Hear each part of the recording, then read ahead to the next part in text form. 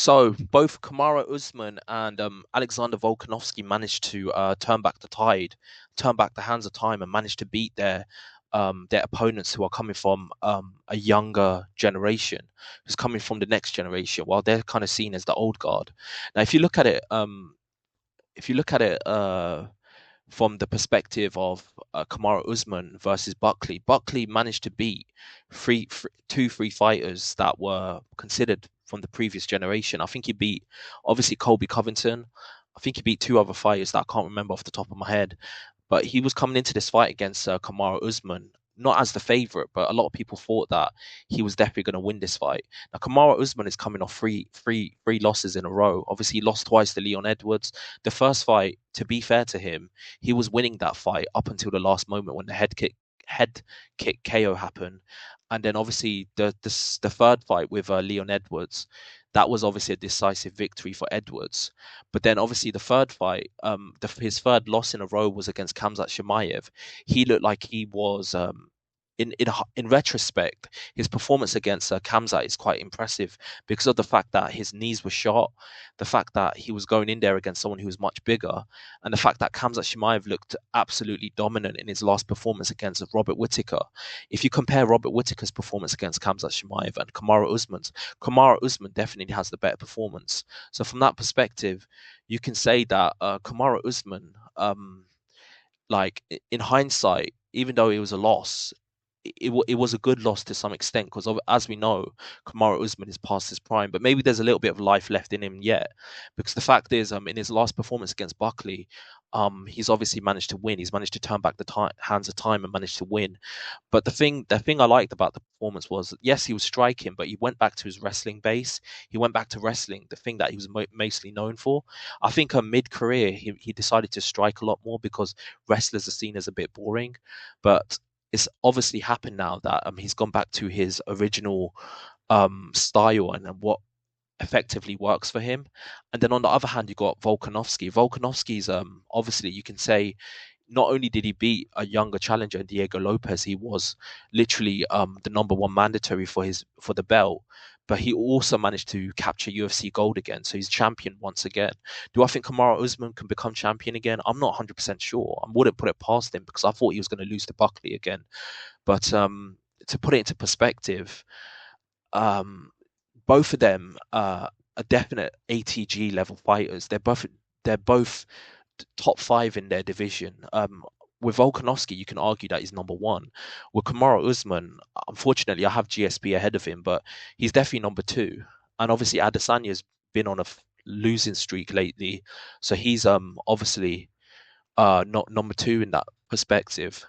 In my opinion, in his weight class, obviously, Anderson Silva is number one and Israel Adesanya is number two. But the fact is, how long can this continue for? I don't know if it can continue anymore. I don't know if Volkanovski is going to go on a long title reign now. I don't think he's going to beat several fighters on the trot. It's just not going to happen. I actually suspect that he's going to lose the title in one or two fights. And with KAMARU Usman, I think the division, don't get it twisted, he beat Buckley, but I think if there's someone that's elite within that division, like the JDMs of the world or any of them, they're probably going to beat him. Um, but I just want to give a shout out to them because of the fact that they did manage to actually win a fight against their contemporary that's a lot younger than they are. And obviously, we've seen it with fighters all the time. They get old overnight, and they're never the same again. So the fact that they could turn back the hands of time and manage to win, and obviously in Volkanovski's case, he managed to win a title back as well. I think Volkanovski, you can argue, in my opinion, I think he's the best he's the best featherweight that the UFC has ever seen. At one point, I had Jose Aldo ahead of him, but to be honest, it's between them two. It's between Jose Aldo and Volkanovski. It's one of them. I don't think Ilia Topuria has done enough at the weight class for him. Even though he beat Volkanovski and he knocked out Max Holloway, I don't think he's done enough. Conor McGregor, he had a short run at featherweight. Obviously, when he beat Jose Aldo, that was incredible. But he didn't stay at the weight class long. He went to lightweight. So it's between him and Jose Aldo. In terms of statistics, you have to give it to Jose Aldo because of the fact that he was undefeated for 10 years. He's made like several title defenses. He was an incredibly dominant fighter before he lost to Conor McGregor. But Volkanovski, I think an argument can be made that he's the GOAT of that division. Like he's the best in that weight class. With obviously, I've mentioned it before, KAMARU USMAN, I think he's the second best welterweight that I've ever seen. Obviously, number one is GSP. GSP's had more world title defenses.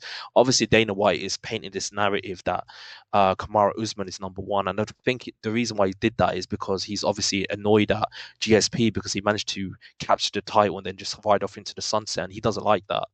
So obviously, with Dana White, business is always personal.